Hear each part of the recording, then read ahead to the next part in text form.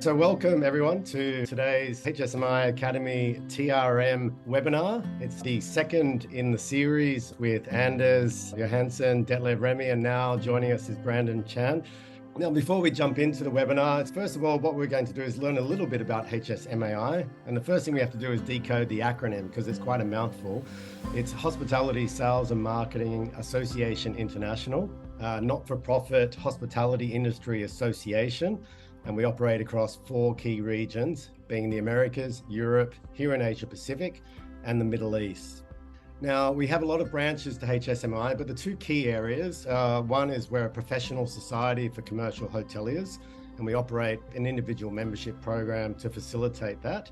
And we also, on the other side, have HSMAI Academy, where you can get certified and upskill to advance your career. Part of being a member is you get access to all our events across the region. So we categorize our events into 4 key areas.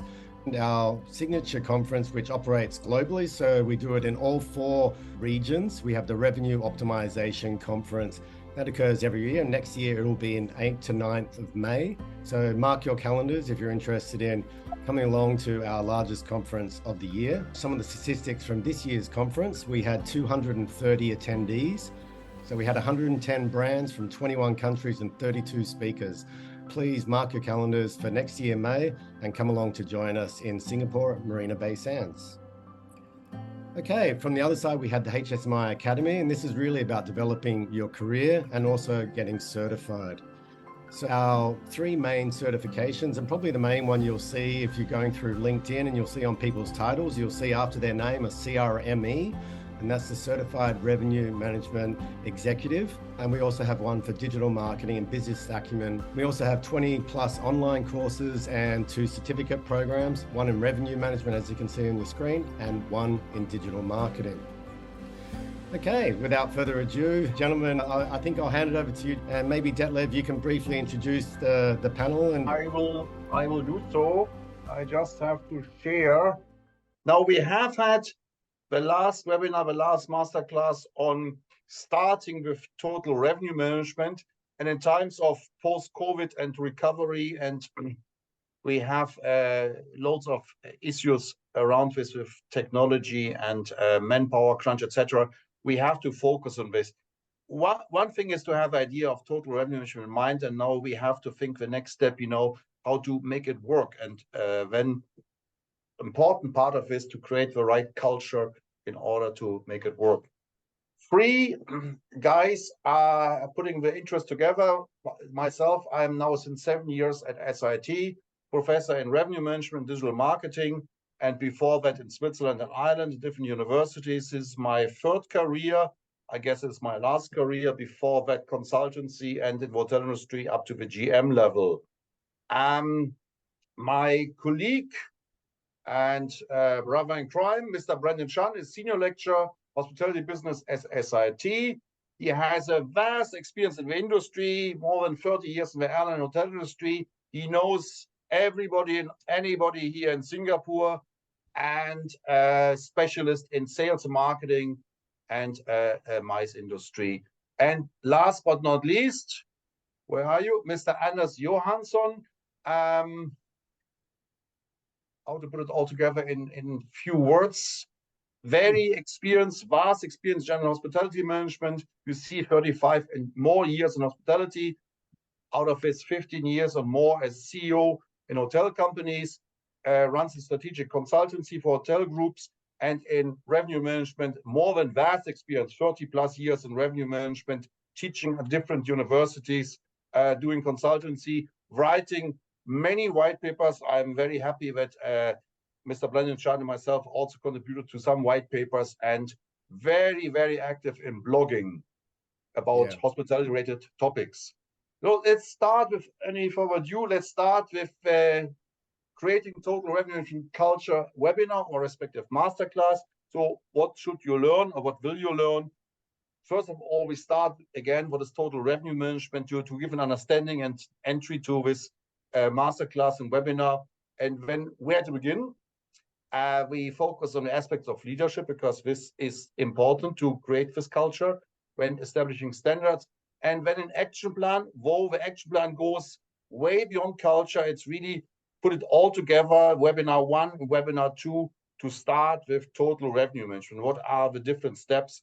And Mr. Blandenschen will focus on this in much detail. Total revenue management concept. The idea is quite simple. In the past, revenue management was really focusing more or less only on rooms revenue, on rooms division. And looking at different hotels in the world, you see that sometimes the F&B part, the food and beverage part, is up to 50%.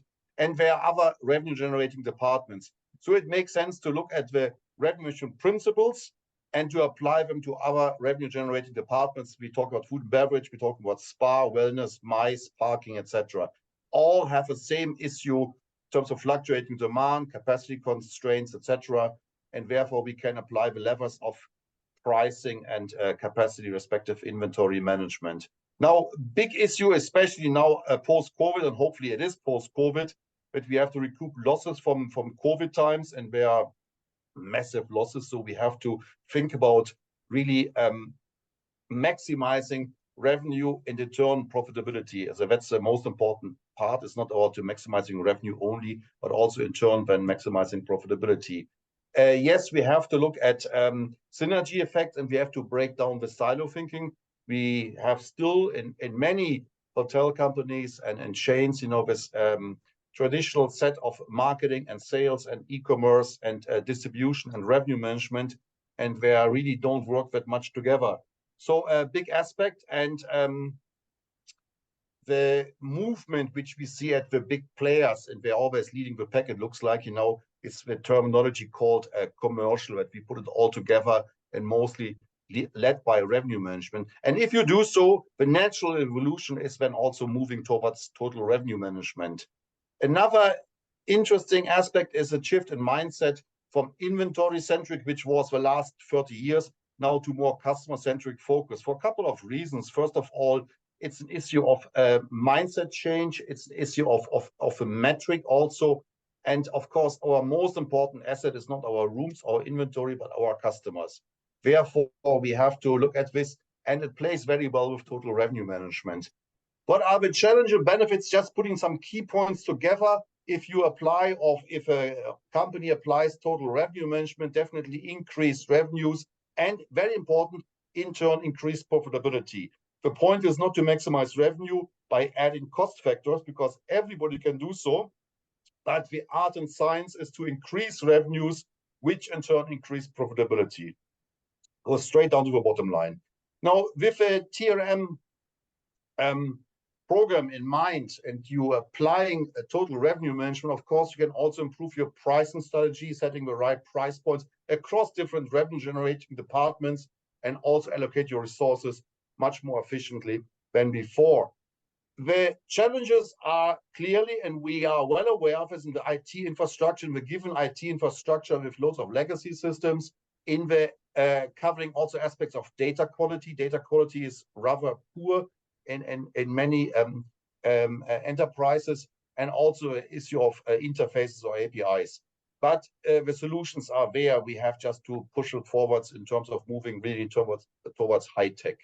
And of course, human being, or the human factor, with silo thinking, that we have, give an example, we have many revenue managers or revenue analysts which say, yes, I do my job in rooms, but I don't have a clue about food and beverage, and I don't want. So it's a mindset issue as well, which is of concern. Now, Anders, you want to talk about culture, which is close to your heart, I guess so. Yes, it definitely is. And I've been talking about culture and building culture in the companies where I've been the CEO as well. And let's start with trying to define culture a little bit. So it consists of shared values, beliefs, attitudes, and practices, and those will guide the organization and all the team members. So if we look at some examples on the next slide, so you can set whatever values and beliefs in your organization. So these are just examples, like do you want to be guest-centric in your hospitality business? I think that's a good starting point, that you actually do something for the guests. So that's one part. And then in terms of revenue management, sometimes the revenue managers charge a top rate that is outrageous because because the demand is so high that there is a scarcity of room availability. But maybe you have to have a value that no, you are not going to take advantage of the high demand, and you have to balance the guest experience and revenue, so you still give a good value to all your guests. And then what Detlev talked about the holistic guest experience, it's very important, and this could also be a value that is driving the organization and the team, that you should always set the guest first, and you provide a holistic guest experience with all the services you provide in your hotel company. So what are the behaviors and practices? So if we talk about dynamic pricing, since this is all about revenue management also, then okay, maybe you have to set some rules and some frameworks around the dynamic pricing. It's dynamic, but it's not dynamic to the all the way to the bottom, or maybe not up to excessive rates on the top. And another practice or behavior could be that you are always offering upselling or cross-selling opportunities to all your guests coming into the hotel. It's good for the guest because the guest will see this as good service, not being sold something. It's more like, wow, they told me about these things. I'm super happy about that. I said yes to some and no to some, and that is fine. And then listen to your guests. Keep asking the guests for feedback. Ask for feedback when they check in, check out during the stay, but also ask them to give you some reviews on the all the familiar sites where you find reviews. Yeah, thank you very much, Anders. Now, where to begin? As a first and foremost, it is not fixed, it's not written in stone that you have to begin following this outline. There are companies where have a different approach. Although we develop this very carefully, it makes sense to follow a kind of structure. We will also, by the way, after the session, work together. Hopefully, we get some interaction from the attendees to develop maybe only 3 key points. What is the starting point? As take, for example, if you look at restaurant revenue management, it's all about data collection, service blueprint, data collection to understand the pain points, etc., and the optimization potential. Now, where to begin to develop a total revenue management culture? Very much it's planning, of course, obviously. It's to develop shared values and a mission, and of course, to communicate with amongst the stakeholders. Big aspect is a value proposition and a review of it. The involvement of different stakeholders to have a long-term perspective. It cannot be short-term. It wouldn't work that way. Very much components of empowerment and creativity. Then within the planning process, also the good old-fashioned SWOT analysis, identification of revenue opportunities. Have an open mind for this also. Information is key. It's all about data, but also information management and knowledge sharing. And as I said, data management. Let's move on to look at some aspects of this planning. Where are we? Stock take. Where do we want to be? The mission, and how do we want to achieve it? Where are we? It means, are we aware of all our revenue generating departments? Could we maybe switch some of our service amenities to a revenue generation department? Or we have to put it away and look maybe in point of ancillary revenues. So that's meant by stock take. In terms of what are our revenue opportunities, how is our actual situation, what are the pain points, where we see missed opportunities, where we see niches not yet covered. And it's all about getting really the 360-degree view on this.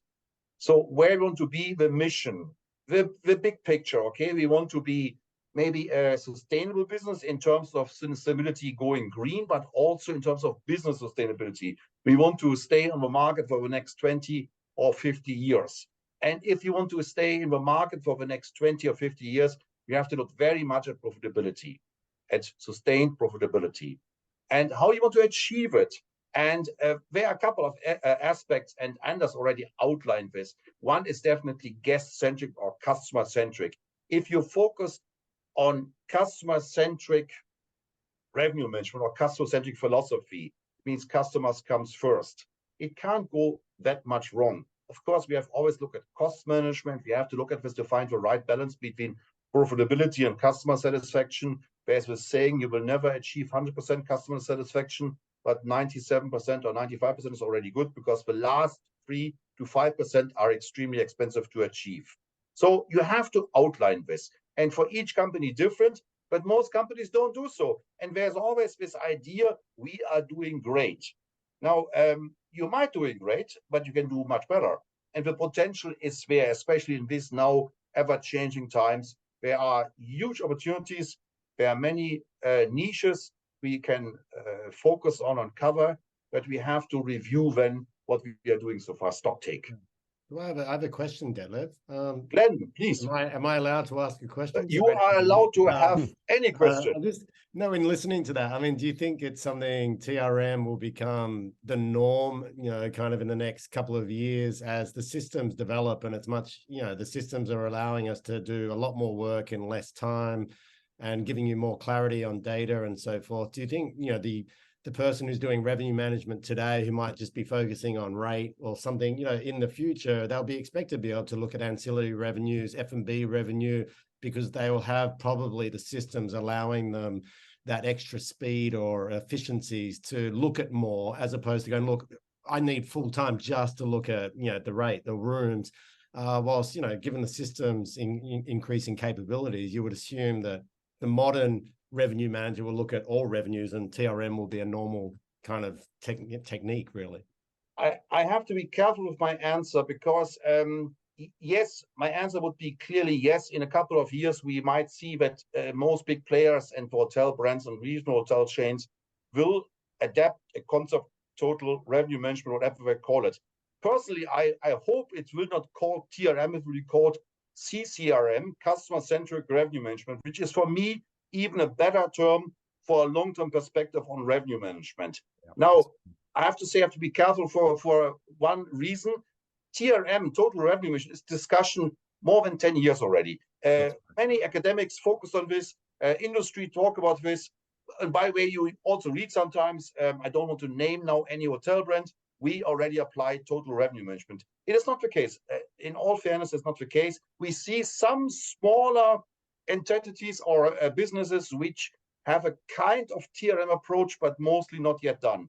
But now, based on the situation we face now, post-COVID, with a more and better technology, with more technology allowing interfacing different systems, we talk about CDP, customer data platforms, where we have one single source of truth, where we have now a really good chance to apply total revenue management. And of course, it makes sense. If you look at food and beverage, if you look at MICE, and you look at wellness, whatever, all the same issue like rooms revenue in terms of capacity constraints, fluctuating demand, etc., etc. Right. So it makes sense to apply the principles to other revenue-generating departments. Will it be the same in a same strictness like rooms revenue? We will see, because we need to always consider also the customer perspective. Customers have learned it the hard or the good way in the airline industry, in the hotel industry, that they have to expect different prices. That's all right. Good. Look at the restaurant industry, is not yet there. So it might take some time to educate customers. And by the way, of course, we don't educate customers. We have to familiarize them and allowing for the experience with our wonderful revenue management applications. So yes, I see it coming, definitely. Yeah, and I like CCRM is that a dream team, coined term, or is that? It's not coined by the dream team. It was credit to Ben Vino, I think 2005. As you see, already a long time ago, he was writing about customer-centric revenue management. Ben Vino, US scholar, a great guy, and but it was never picked up, and it was bit fading away. But I still believe in this, because in the best case, and it goes beyond total revenue management, but today we have time, we can dedicate some time. Customer-centric revenue management is a bit bringing peace to both disciplines of marketing and revenue management, because revenue management is still very transactional, very short-term based. Marketing, relationship building, long-term. And customer-centric revenue management, as above total revenue management, is really to put this all together and to put a focus also on customers first, not so much on inventory. Therefore, that's my hope factor. Then becomes the customer lifetime value, right? So that's the ultimate holy grail is, I'm worth X to a brand over my whole lifespan. So why just concentrate on my one stay? What am I going to do for the next 20 years of my working life? We discussed with our masterclass in Singapore in spring about customer lifetime value, for example, where other industry doing a great job on this, and our industry, unfortunately, is a bit behind. But we have to look at this aspect of this kind of metric as well. Customer lifetime value. What is a customer good for? Not for one visit, but really for his whole lifetime.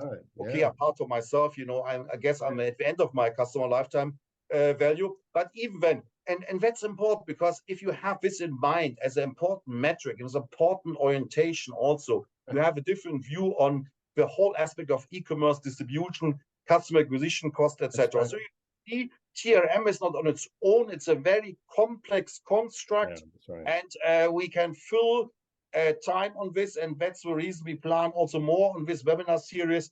We have loads of things to discuss, and hopefully also to initiate what we see in a few years, also fruits of this. Okay, value proposition. All business have a value proposition, sometimes strong, sometimes not so that strong, but important is that you regularly review this. Now, if you focus on total revenue management, you have to develop your plan, you have to develop your values and your mission. And no mission, no values if you don't know where you come from and what are you offering. And that's an interesting question, because it's not that you offer rooms, you don't offer restaurant seats, you don't offer a menu. It is much more than this.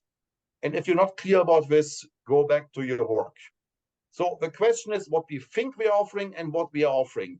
And there are two different things. If you ask hoteliers what they think they're offering, it sounds wonderful if you look what we're offering. And then even if you ask how customers perceive it, then it looks quite different. It looks very different. A simple exercise when you take something away from this webinar today. If you are a GM, if you are head of department, why don't you take some minutes time every day, talk to your customers, not to the regular necessarily, but also new customers, and ask them, what is the reason they come to your hotel, and would they recommend your hotel to others, to friends, colleagues, etc., net promoter score. And the answer, take them serious. And hopefully you get answers you don't like to hear, because these are the best answers, because you learn from this, you can improve from this. Okay, so really big thing is what you think you offer, what you really offer, and how customers see this, perceive it. Big issue, because if you don't have a value proposition, I always say in revenue management lectures, if you don't have a value proposition, you have no reason to manipulate your prices, because you are just one of many. If you have a distinct value proposition, you can really work on this with success. Now, stakeholders. Who are the stakeholders? Most important group, customers, of course. And customers, the regular and the prospective customers. And secondly, our employees, our internal brand ambassadors. And of course, also when owners, investors, banks, NGOs, press, etc. Okay. Now, why we need to involve them? The both parties we need to involve is definitely our customers and our employees. And our customers need to involve our customers, because they might not understand necessarily the concept of total revenue management. They might just perceive it's getting more expensive. And it happens in real life, it happens that there are some hotels which face peak demand. They raise the price in rooms, they raise price in food and beverage, they raise price for parking, they raise price for wellness, etc. And it's getting a very once-off opportunity to make more money, but in the long-term disastrous because customers feel maybe a bit ripped off. So we have to be very careful. And we need customer involvement to get their feedback, to get their perceptions, etc. And secondly, and even more importantly, our employees, because they are on the front. They have to sell, they have to inform, and they have to ask for feedback, and they will receive feedback. So they are really in a precarious position, and we need them to bring it forward. We need their feedback, we need their involvement, we need their engagement. And if you talk about culture, it's also aspects of empowerment and engagement. Now, we have to convince them to get engaged. I remember as I was in the hotel industry years ago, one way for me was, and it was different times, say, especially if you look at F&B business, whatever, it is about your job security. If we don't sell enough and we don't sell enough profitable, we have to close down the business, full stop. For hotels, similar, but of course a bit of different perspective. It is quite simple. Now, I guess with a new generation we have now, they have other priorities. If we talk about job security, they say, okay, I go to another employer, whatever, and they want to have work-life balance, etc. So they have other opinions, other attitudes, but at that time it was working well. Now, how you convince them to get engaged, there are different ways, and it would fill another webinar series on its own. For me, always, if you work there as an employee, you have to work 8 or 9 hours. You must love it. You must like it. If it's just that you do your work because you get paid, you count your hours till 5 o'clock or till 10 o'clock, it's not very encouraging. So they must even develop their own motivation, and they must love it to sell, to interact, to communicate. It's our job to support them, to encourage them, to motivate them, to support them. That's our job, and not micromanagement, etc. Let's move on to the mission. What is a mission? Anders, what is a mission? You are the guy with the vast experience on mission development. Yeah, so you have to have an idea where are you going, and what is your role in for your hotel in a very competitive market. And like you said, Detlef, it's all about differentiation. Also, you have to have something that is something extra for the customer to choose you over the competition. So that's part of the mission, and you can develop the mission around several different things, like if you have a specific design of your hotel, or specific facilities or something like that. Maybe even the building, like Raffles, for example, in Singapore. That's a huge advantage to have that old traditions and culture and the building, and you can build something around that. Yeah, thank you very much, Anders.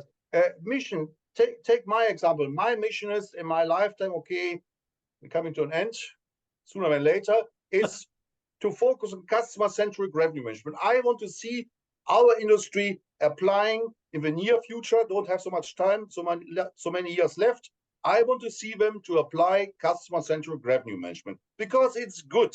It's a good practice. It will be beneficial for the industry. It will be beneficial for the customers. So that's my mission. I want to see it get done in a sustainable and in a profitable way. Now, this answer, what is it? This answers why do we need it? It's about sustainability, staying long-term in the market, profitable, of course. And now the question is, how do we make it work? You have to break it down. You have to set goals and objectives, etc. Not one mission. You have to make it break it down in a workable way. What are the success factors to focus, to create a total revenue management culture? Definitely bottom-up approach. If you take your employees serious, if you support them, if you empower them, and if you motivate them and not dictate orders by Mufti, you have a good chance to make it work. Of course, you have to control it. You have to monitor. You have to adjust. You have to set certain KPIs, certain metrics. But it's also helpful for the employees to understand where are they and where they should go. So bottom-up approach makes sense because in the end of the day, if top management order something down to the lower management or to the employees at the front. They not necessarily know how does it feel at the front. They don't necessarily know all the challenges the front and employees are facing. So it's better to ask them, to get them involved, to get them engaged, and to empower them. By the way, empowerment is not always financial, it could be also non-financial things. We have it seen years long, the employee of the month. Okay, in all fairness, if it's seen all over nowadays, even in the smallest business, the effect might fade down a bit. But something like this, where the employees feel empowered and also recognized, that is still very helpful. The ability to listen. There's an ability. We have the huge advantage in our hotel industry, hospitality industry, as we talk about hotels, we talk about the restaurants, we talk about any other enterprises. We have the opportunity to have customers which are talking to us, which are reacting, which are informing us, which are providing feedback, etc., etc. But we have to learn to listen. And it starts from listening to surveys, customer satisfaction surveys, to trends, to everything else, to social media, etc.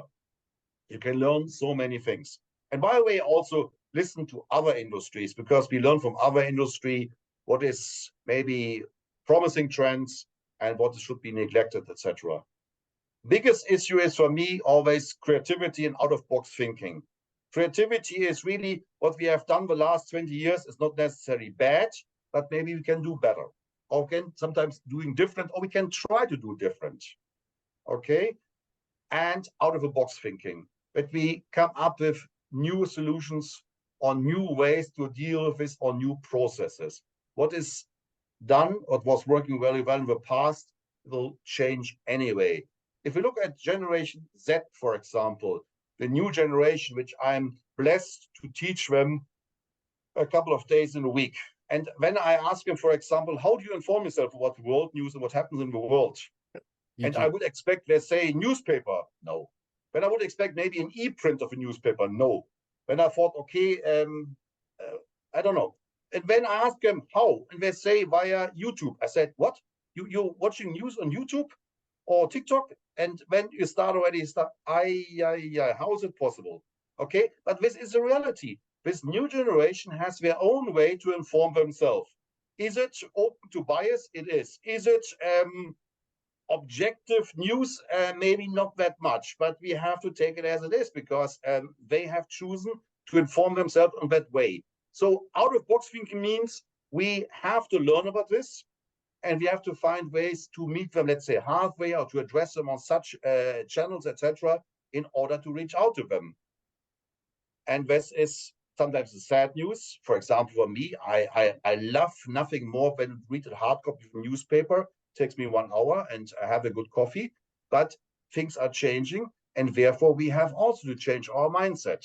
What customer expectations are, what customer perceptions are, etc. Therefore, out-of-the-box thinking.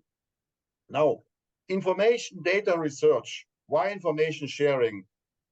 We are still an industry which is a bit secret or a bit silent about information, knowledge, whatever. If you look at KPIs, if you look at, take my example of occupancy.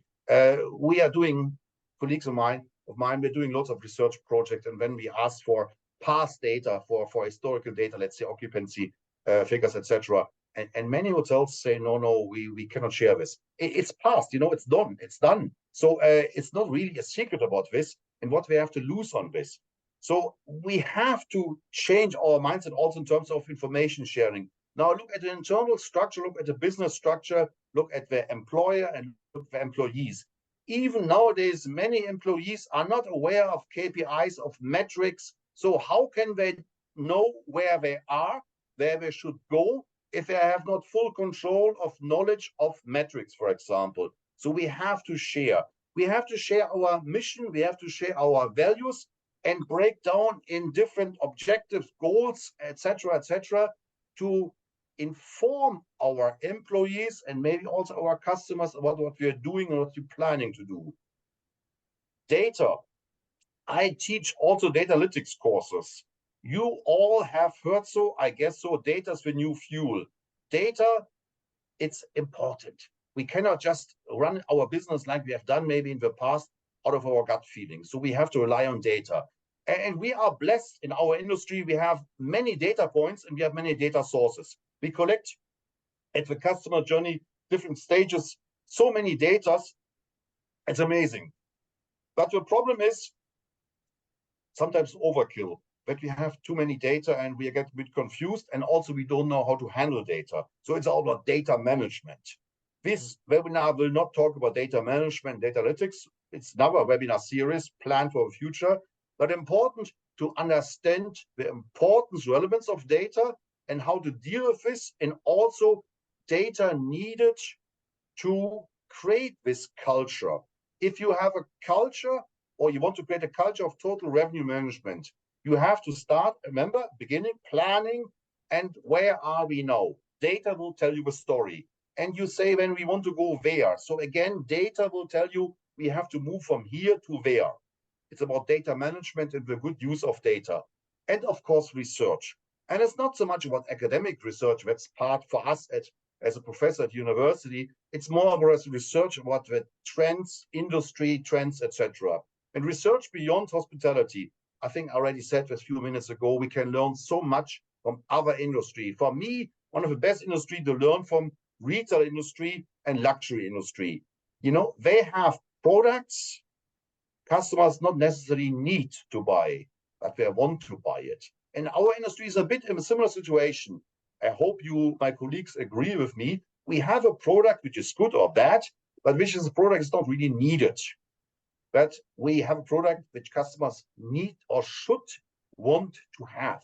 Take the example of accommodation. Take the example of a dinner, of a lunch, whatever. It is much cheaper if you ask your boyfriend, your girlfriend to cook for you, and maybe she cooks even better than any restaurant chef can do so. But we would miss something if we would miss this aspect of dining out, socializing, etc. So it's in our nature that we have to do so. That's good. But it's also that we have to look at this very careful. What are the changing trends? And it's called all then research. Now let's move on. And it's about leadership. And Anders, your part, please. Yes, so thank you, Detlef. That was an extensive list of actions that you have to perform in a hotel in order to make it super successful. And the question is now, who is going to lead all the team members towards the vision? So you as a leader, you are the tone setter, you are the influencer. That's a modern word of today, and you play the lead role in defining and also reinforcing the desired culture.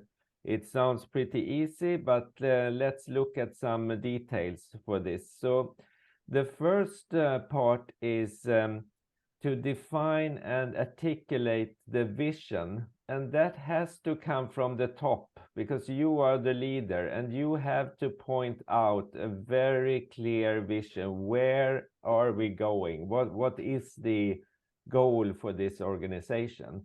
And part of that is to identify core values, like a lot of companies in hospitality as well have core value words that they use in their vision, and how they build their beliefs and principles around the vision.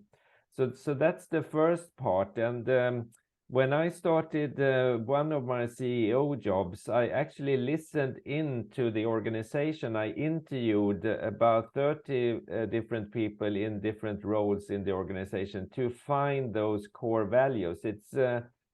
I wouldn't advise anyone to come up with totally new core values. You have to find the core values in the organization. So don't start a revolution when you get a new leadership job in a hotel company. So then once you have that, you have to train your staff members or team members in what does these words mean? What is the behavior that is expected from you according to our vision and mission? And you have to train them on several locations, and you have to have an ongoing training.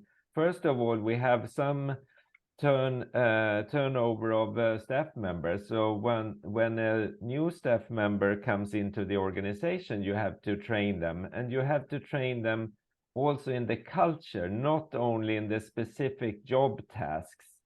So in one of the companies I had, we had an introduction program for all employees. It was a week, and the first 2-3 days were only about the culture, and then they could go to their department and learn the specifics for the tasks in that department. And then you also have to create a supportive environment for your team members. So you have to simplify things. I think we make things more difficult than we need to in hospitality. So you have to help people to understand, and you have to use resources and tools that empower the employees also, so they can actually become successful in their jobs. And we have some more examples on the next slide. So the first one there is to lead by example. It's not, people don't do what you say, people do what you do. So you have to be a role model as the leader of the organization, and you have to follow the culture, and you have to behave according to the core values of the company. That is probably the most important part of the leadership, that you have to be the role model. And then when you hire people, and I know this is probably the most difficult part of everything, you have to hire and promote for culture fit, not for being very skilled in a specific job, but hating the culture in the company. And that can be pretty tricky. You can find them, and then you probably have inherited a lot of people also when you started as a leader in hospitality, and you try to change the culture a little bit. And then some people do an excellent job because they are super skilled, but they are not good culture ambassadors. How do you handle that? My advice is to actually get rid of them, find other people that actually match the culture in the company. And then finally on this slide, you have to reward and recognize the culture behavior. So at one of the companies I headed, we had not just the employee of the year, we had who did actually perform the best alignment with the different culture words or the core values that we had. So we had a specific person for that specific core value. They got rewarded for being so good at following that core value. And that shows very good examples also what is the desired behavior that we would like to achieve. So we'll continue with standards. So I mentioned this earlier in the presentation, and this is also important in order to build the culture. So what is, if we start with defining the standard on the next slide, we say that establishing standards for behavior and processes is a part of successfully building and sustaining the culture. So here you basically say that if you follow these processes or these rules, then that will automatically help us to build the culture. So some examples of this is also that you have to be extremely clear in setting the standards, and they have to be easy to understand, easy to perform, and very often it's also important that the employee understands why is this standard important. So back to the customer centricity again, you can always say that this standard, we perform this standard this way because we want to provide the best service to the customer. Consistency is another important part of standards. If you have the standards and you know that all employees do the same things, then you have a consistent way of doing things, which will reinforce your brand and all the hopefully very good guest experience that you provide.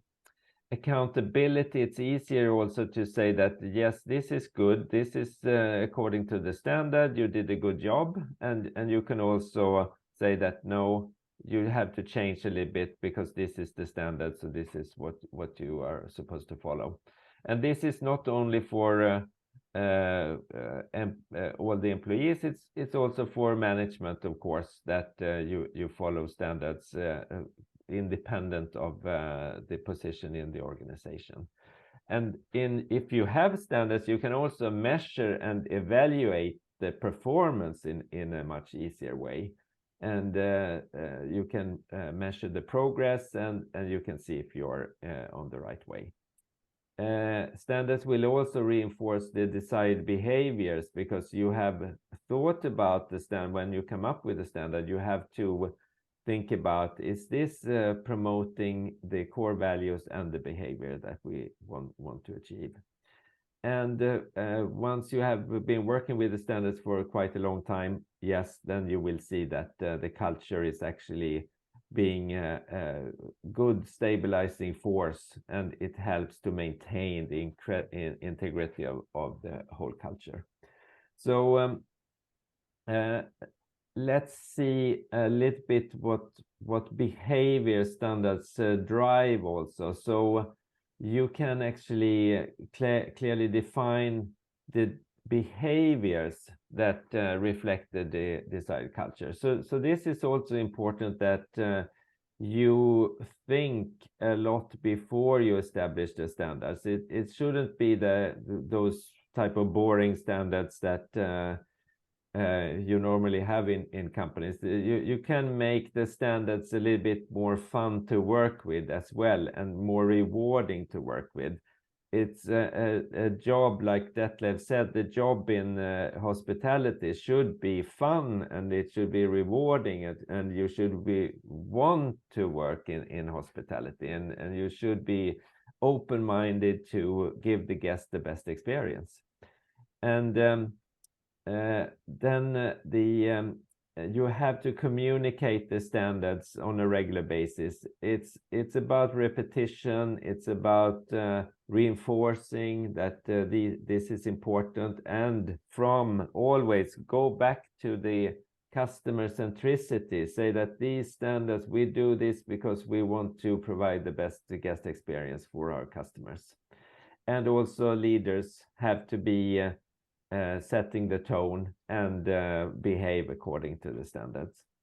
And finally, you establish the processes, you document the processes, you train according to the processes, and you have regular refresher sessions to help to maintain the standards also.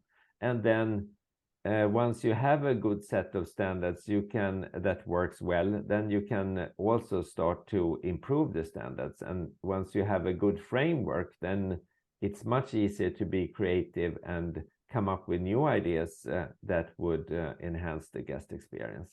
And I'm talking about enhancing the guest experience, moving in the same direction for the whole company, and that becomes extremely strong in terms of guest experiences, positive guest reviews, guest satisfaction, and so on. And that is the thing that actually drives both revenue and profitability.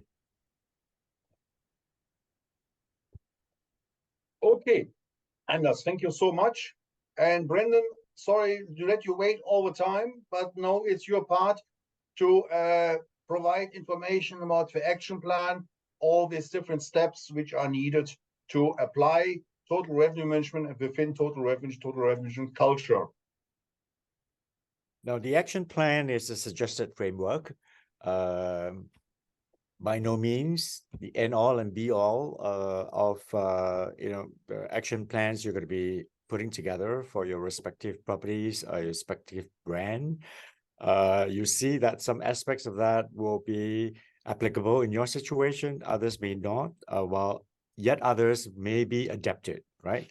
So in a nutshell, the 4 steps comprises of the situational analysis, looking at the current state of business, setting the goals and objectives, creation of a roadmap, and then of course, once you launch into the roadmap, you want to monitor your progress as you go. You want to review, you want to assess, and make changes as you deem fit, right?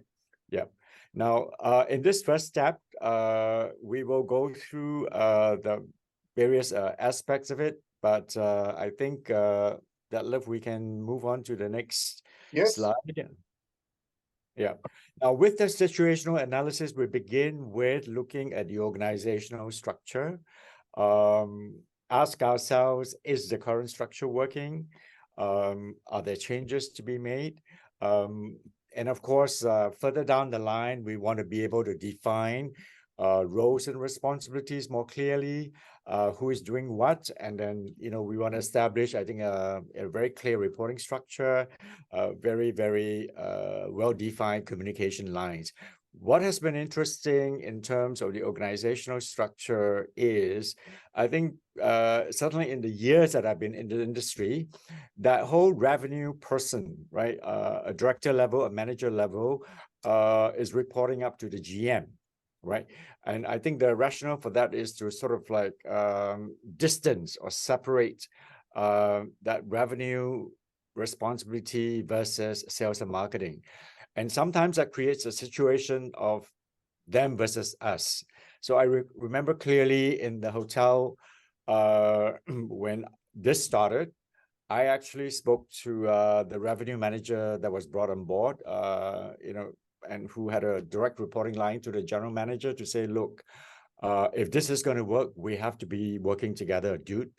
It's not a question of you in cahoots with the GM and versus the sales and marketing team, and we are at the mercy of each other. So I think we developed the relationship to a point where it became more consultative, more collaborative, and we were able to agree on the goals going forward. Yeah. Next, do I have control? Okay. Now, with data management, I think we're clearly well aware of the 2 key aspects here, data security compliance, and in Singapore is the PDPA, and of course in the European Union, the GDPR, right? And whether or not data is being captured by our organization about our customers, our guests, complies. Right. But importantly, as with the recent spate of scams and hacks and cyber crime, we need to establish a data breach crisis management committee when that happens. Right. And cascading down to systems and software, we want to be asking ourselves whether investments in the current system or investments in new software would that help to integrate and bring about a seamless kind of a transition all the way through. And I think more and more organizations are looking at cloud as an option, right? Now we look at next demand forecasting, asking ourselves, what is the current approach, right? What data insights have we benefited from, and what furthermore can we glean from those insights? And then when we are actually getting down to KPIs, right, we want to be sure that they are specific, measurable, attainable, realistic, and timely. I recall a situation with a hotel where I think clearly there was an agreement made already on the KPIs for the sales and marketing team, made an agreement with the head of revenue and the general manager. And then just before we were announcing or sharing those KPIs with the team, the general manager came along and said, okay, now we raised the bar by 50%. And I said, wow. I said, that probably will mean that these goals, new goalposts may not be attainable. And then the general manager's rationale was, well, if they don't, well, at least if they come short, we're at least still meeting, the original target. So that kind of thinking, that kind of rationale needs to be considered and reviewed and to find out whether they're still relevant in our times, right? Now, I think when it comes to profit margins at the department level, I think we are pretty much in agreement with what needs to be done. But when it cascades upwards to the profit goals at the hotel or organizational level is a whole different ballgame. And then, of course, we want to ask ourselves whether they are aligned and how do we align them, right? Now, onto the customer segmentation piece, I'll hold that thought for later. There's a point that's coming up later, but I wanted us to look at our current customer relationship management strategy, if there is one, and then ask ourselves, how is that aligned to the loyalty program? Because early on, I think Detlef and Anders have alluded, right, to a customer-centric revenue management, right? Understanding the customers and then responding with an appropriate strategy that will also benefit the hotel as we go. Yeah. Let's look at the next slide. So the final step in this whole situational analysis is to look at the current sales and marketing strategies, right? And then asking ourselves whether that's now aligned with the overall TRM strategy for the hotel, for the chain, or the brand. Now, along the way, we need to bring in the marketing communications team and look at how, respectively, right, their communication strategies out to the customers, out to different groups of business partners are all aligned to be sure that we're all on the same page, especially when it comes to crafting and communicating those packages, the promotion deals that are going to be rolled out every now and then. Now, step 2 revolves around setting goals and objectives. And I think we can move right into it, Detlef, to look at that whole departmental level goals, right? Aligning with the bigger TRM objectives of the hotel or the organization. I think no hiding the fact that experience has shown that departments tend to operate as silos. And here, I wanted to share both a negative and positive example of the meetings and discussions we've had with our hotel partners, in putting together the white paper followed by this masterclass. Now, I think this was a conversation with a 5-star luxury resort in Sentosa, where clearly they've embraced TRM and now wanting to kind of like push that across the entire hotel. But it was interesting that what the rooms team is telling us, right? The revenue management team is telling us that, well, our colleagues in F&Bs kind of agree with what needs to be done, but it still comes back to, well, you do your thing, we do our own thing, and let's see if there's any way they meet halfway. And that kind of thinking is clearly still demarcated and is still operating solo, and when their opportunities could be aligned, right? And when you consider other aspects of say the revenue generation. Now, if you want to bring it back, Detlef, I wanted to make a point, here, and then we want to share with you a positive example that we have with a luxury iconic hotel in town, right? And during the pandemic, the revenue team and the general manager, right, had a discussion with their colleagues in F&B and said, look, either we collaborate, work together, or we will sink. And that hotel has a substantial F&B operation, several outlets. And the F&B team came on board and said, okay, what do we need to do, right?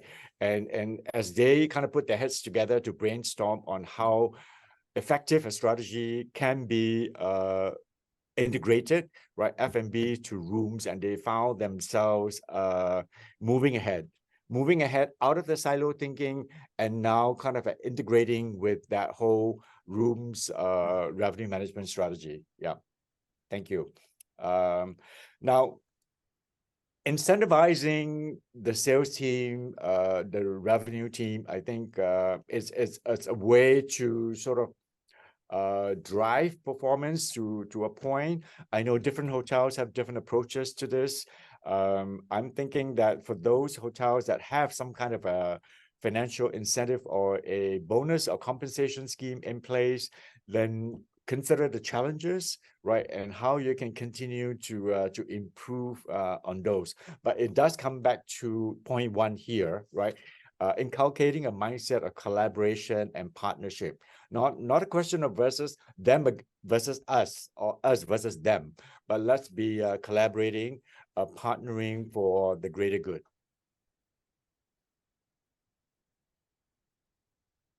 Now, I think we often hear this being said. I think it's a cliche that we're all very familiar with. A team is as strong as its weakest link. So if there be a department or a section or some members of the team or even colleagues within the hotel who don't buy into that vision and mission, so it's probably going to go haywire at some point. So we need to bring that whole vision and mission and communicate that so that it gets cascaded down to the ground, right? And importantly, for feedback, right, to be cascaded upwards so that we are all aligned and no one feels that this is the top-down approach where, well, because the big boss says so, management says so, so we do, right? And they don't buy into that vision. Yeah. Now here, just maybe back it up to that point I wanted to make about relooking, right? Detlef, if you can bring it to that previous slide, where we need to consider this point here, right? Would there be members of the team that need to be elevated? Promotion is due where they need to be redeployed because of the skill set or the lack of it, or do they have to be redesignated? Yeah, I think frequently you have willing colleagues that want to come along and add value to the whole equation, but they feel that they are not given the opportunity. Moving on, let's look at the creation of a roadmap. Now here we really have to be doing a stock take of the current talent within the team. And it was interesting that from one of our discussions with the industry partner, head of revenue for a chain of service residences, and her perspective was that she felt that the current team that she has does not have the expertise nor the competencies to take TRM to the next level. So she's thinking that she needs to recruit, she needs to train, and she needs to expand the skill set.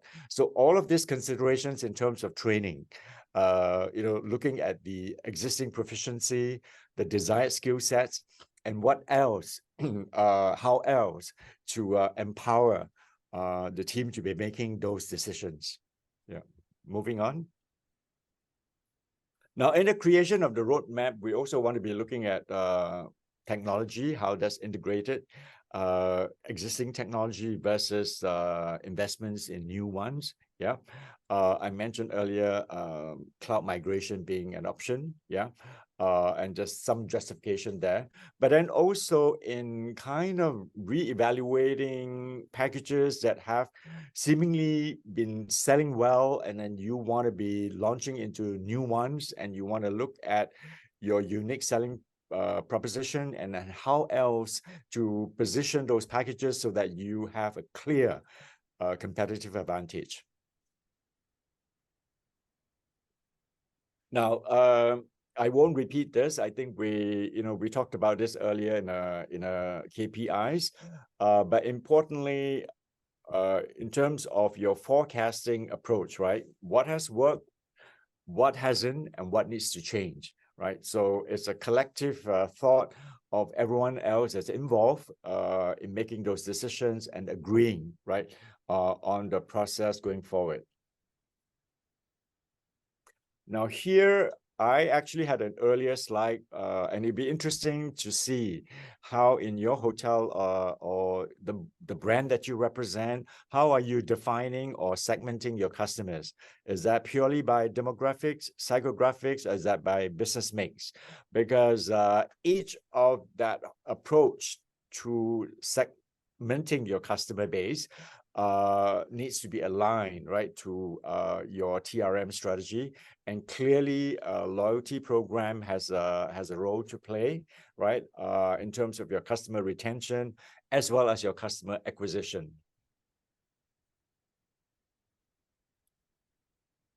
Going on to step 4, monitoring progress. I think we can move on into the slide, and I've got a couple of pointers here. Now, by no means, right, the one and only approach to take, I think, in evaluating the KPIs, first identifying what they are and creating them, and then evaluating them and then changing them if need be, right? You want to assess and monitor and then recalibrate, repivot if you need to as you go into the action plan. And importantly, the update progress meetings need to happen. Then you set the frequency and the format, right? And then who needs to be involved. I think communication is essential, right? That's up the hierarchy, the organizational structure down to the last person in the value chain that needs to be involved.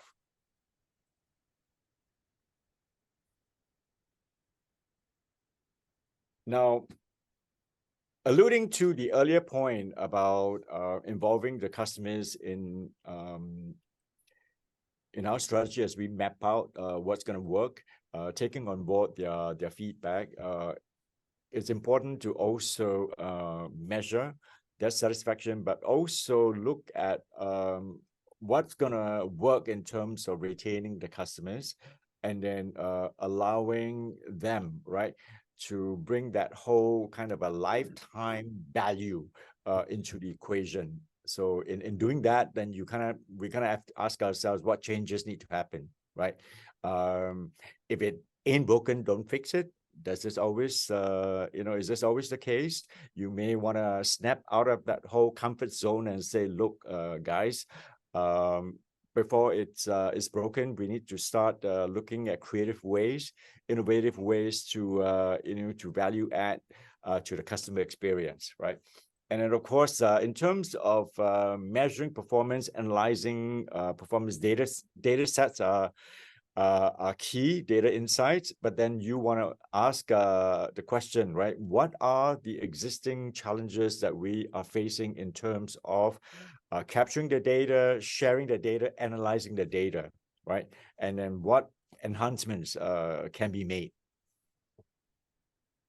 Okay, can I add to yes. the KPIs a little bit there? Yes. Because it's we talk about the culture, and we have been talking a lot about the being customer centric, and yes. then we all agree that now we have a customer centric vision and so on. But then in a lot of hotel companies, we still use the same KPIs. So then we say that, okay, revenue manager, why is RevPAR down? Why is the average rate not moving like we had budgeted before, and so on? So it's very important that the KPIs actually align with the culture and the vision and mission that you are setting up, and you have to let some old KPIs go, probably, because they will be contradictory in in when you track the performance. Yes, very good point. Thank you, Anders. If it ain't broken, doesn't mean that we don't fix it. We want to look creatively at ways to improve, right? To value add, to the equation, right? Now, on the performance analysis and monitoring the progress, feedback from stakeholders, I think that is sometimes like taken in sort of a haphazard manner. But aside from the internal stakeholders, we also have an opportunity to look at the external stakeholders, right? Especially business partners, suppliers, because they actually can make a difference to the financial bottom line if we can bring them on board so that they know clearly what the hotel is trying to achieve.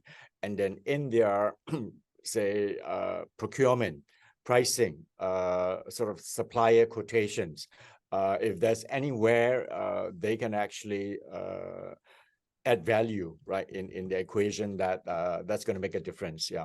Now, the review, addressing the shortfalls and making the changes, assessing the progress as we go, that's all going to be part and parcel. So it's not like, it's a done deal. Okay, guys, that's it. Let's just now cross our fingers and wait for the best outcome, right? Yeah. So that whole monitoring, right? Looking at the goalposts, and I know sometimes these goalposts shift, right? And then unexpected turn of events pop up that kind of like have an effect over the entire strategy, taking into consideration what's happening in the Middle East at the moment. No immediate impact, but who knows, right? What the short-term and longer-term impact will be should that situation escalate, right? Because obviously it will affect travelers' confidence. Different categories of customers will respond differently to those threats to their own safety and security, and that's going to affect the whole equation. Yeah, thank you.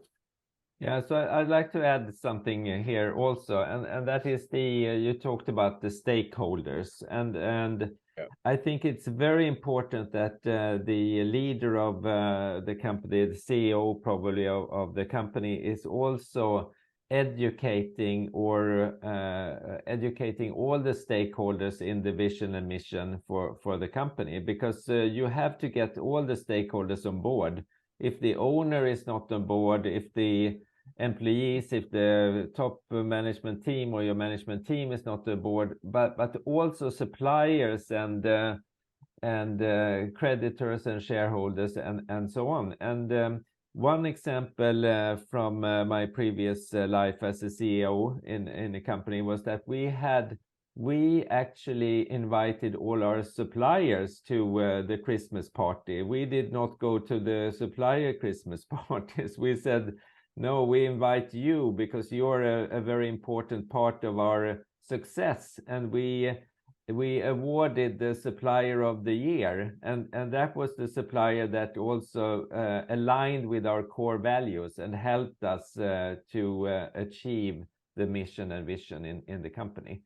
So I think the stakeholders is extremely important for the success of the company. Anders, thank you very much, because now we are in the concluding part, and do it right. You already outlined what has to be done. No shortcuts, and do it right. Follow all the steps we have outlined. Regarding the stakeholders, what you mentioned with suppliers to the Christmas party, that's fair enough. I'm looking forward. But the point is, we have this employee of the month, employee of the year. I have proposed recently to a hotel here in Singapore, why not have a customer of the month and customer of the year? Seriously, customer love nothing more, most customers to be acknowledged. This is a nice acknowledgement and has so much potential. It's all about, if you look at TRM, and when you see the fourth point here, customer-centric revenue management, is about customer centricity. Put the customer in the spotlight. And if customers are there, are acknowledged, we have less issues to retain them. That means, in conclusion, we have less distribution costs, less acquisition costs, and we have increased profitability. This is part of total revenue management. It's not about transaction short-term and to charge in each and every department more. Yes, would be nice, but it must be balanced. But at the end of the day, to achieve customer satisfaction and focus on our customers. So do it right, no shortcuts. Planning is key, and we outline several steps thanks to the comprehensive action plan outlined by Brandon. Definitely, planning is key.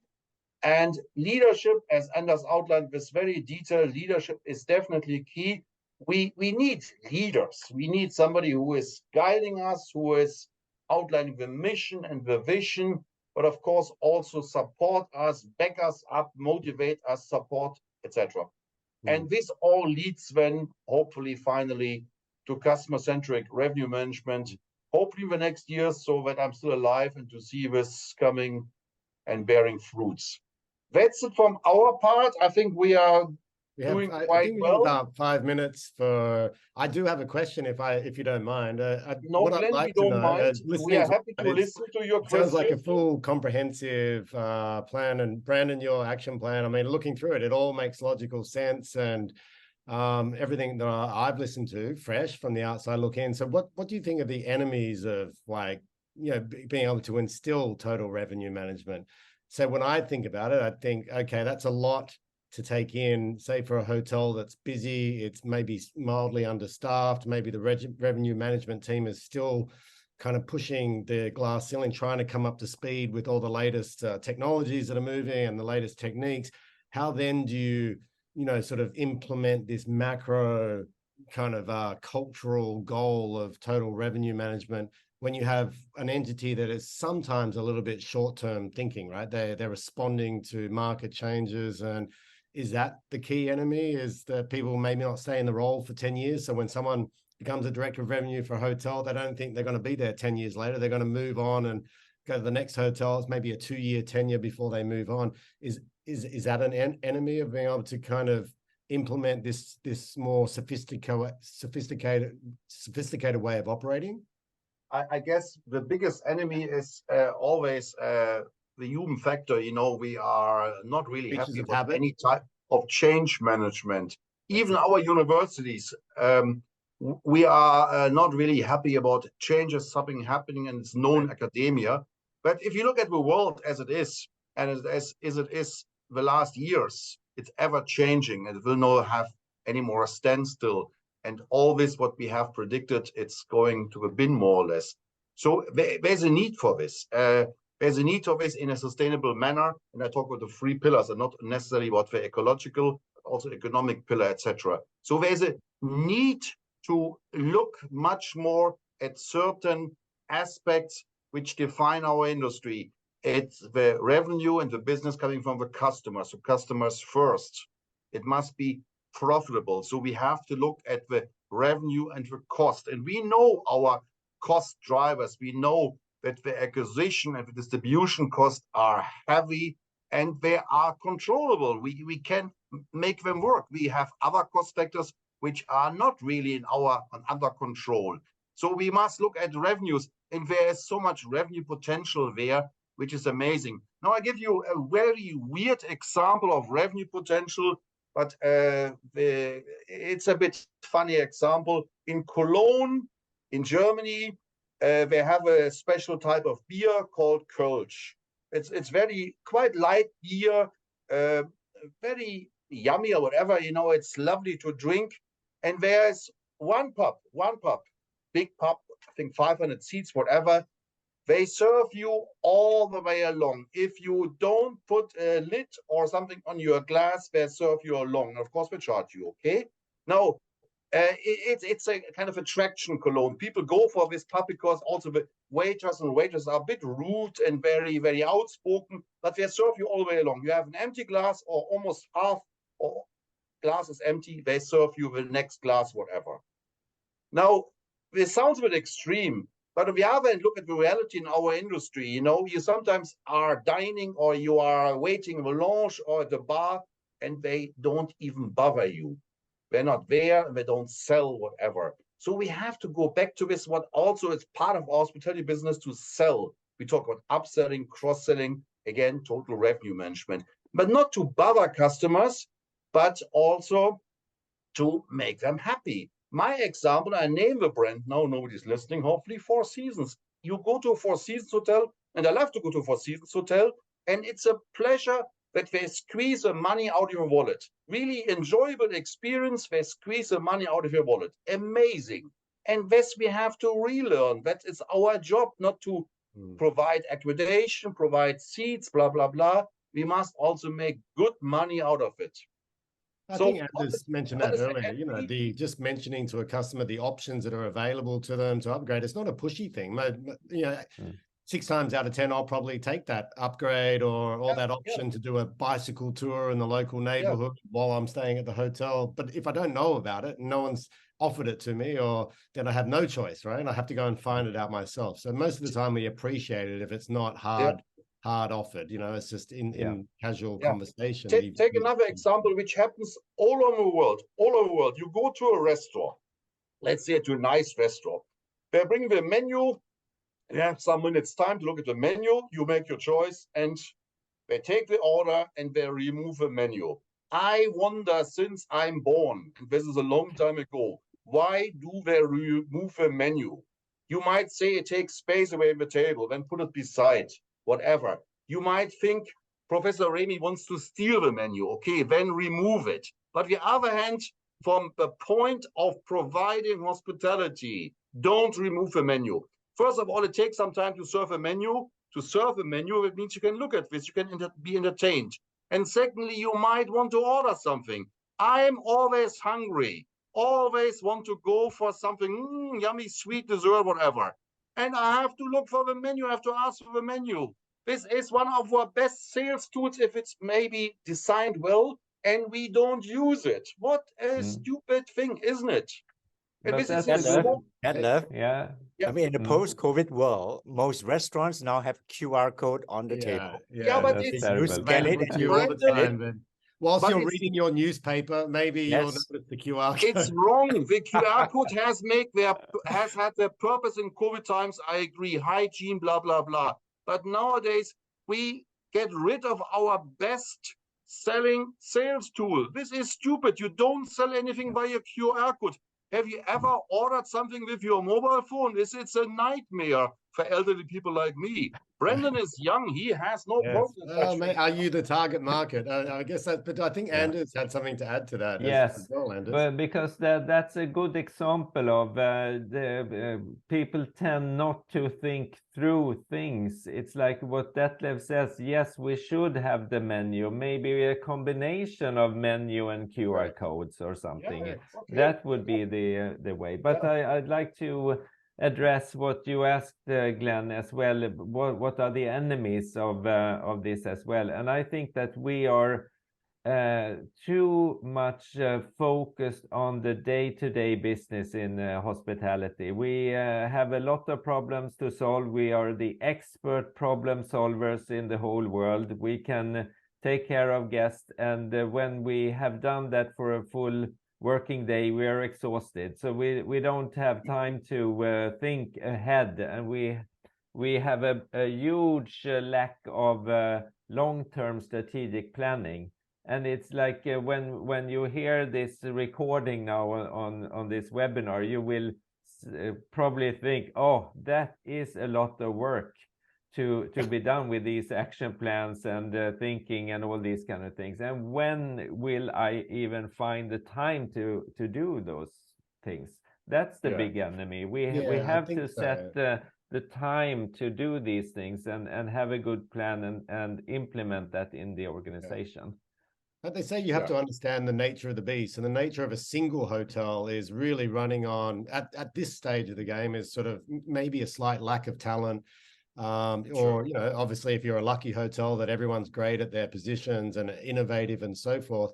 So, yeah, I mean, there is that element of knowing what you're dealing with, the beast that you're dealing with, to go, okay, how do we implement this in a roadmap sense? Because when you look at what Brandon presented, you, Anders, and obviously Detlef, it can be broken down into steps, right? Where it's quite a manageable path But when you see it all together, it's kind of like, wow, I've just landed this role as director of revenue at a hotel. Do I have 4 years to set out my path and implement the stages? So maybe that's one of the panels is looking at a pathway or something to that, to break it down into manageable steps. Because I think it is, when you look at it independently, the steps, it's just a strategic planning and plot out your path. But yeah, so I think to a new person looking at it, thinking, do I want to go through all of that just to sort of arrive at still trying to, my GM asked me, what's the rate?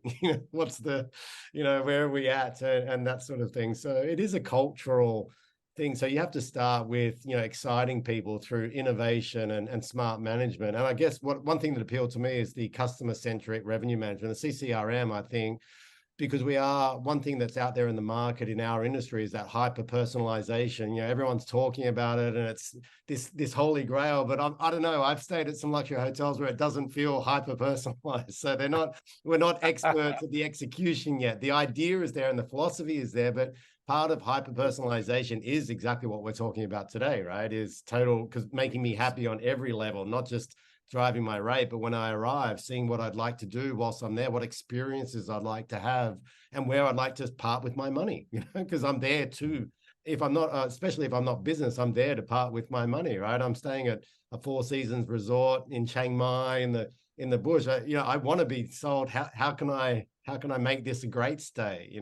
How can I part with more cash? So I think it is a journey. It's so interesting listening from the experts, from someone like myself, and I think some of the attendees on the call and the people that watch the recording later.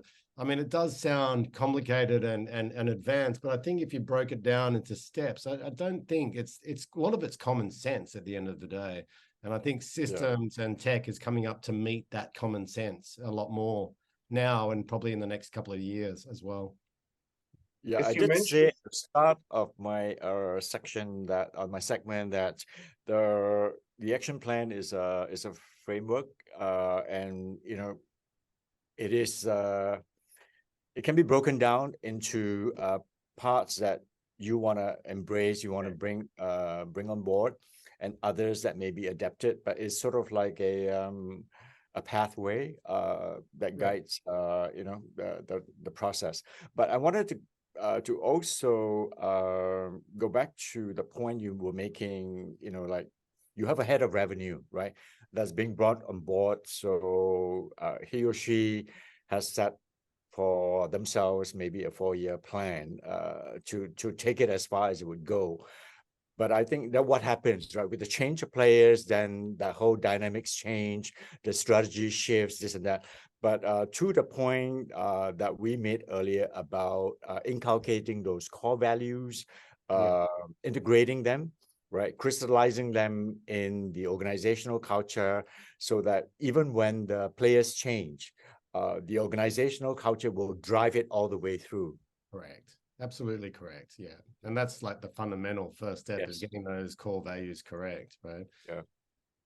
All right, gentlemen, I think we've gone over our time. We can ask the audience if they have any questions. We may as well. We're still here. If we've got any questions from any of the attendees, please, I think you put your hand up on the, or I think you're all permitted to talk. So maybe we'll throw it over to the audience and see if they have any questions. Or even if you want to post your question in the chat, we'll be happy to address them. Okay, we'll give it 10.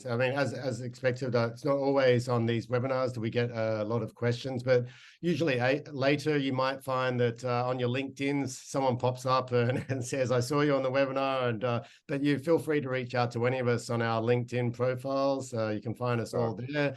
And if you're not tapped into Anders' blogs that go out, feel free to write to me and I can connect you up, because if you're in revenue management, I think every week I read Anders' very interesting insights in revenue management coming out. And of course, you can find Detlev in Singapore, find him at some luxury hotel swanning and giving speeches and that type of thing. That's for sure. Thank you, Brandon. This is the first time I think you've been on one of our calls. And are you part of the Revenue Dream team now going forward in the series? Yeah, we consider this. We It's a consider three this. musketeer dream team now, Yeah, is it? Sounds good. Yeah, yeah. Especially when Detlef is coming with his offer of endless beers, right? All This is throughout. it, yes, and makes Yeah. references to the beers in Cologne. All right, gentlemen, thank you so much for your time today. It's been a pleasure, and we'll see you on the next TRM installment. Perfect. Thank you very much. Perfect. Have a great week. Bye-bye. Bye. Bye.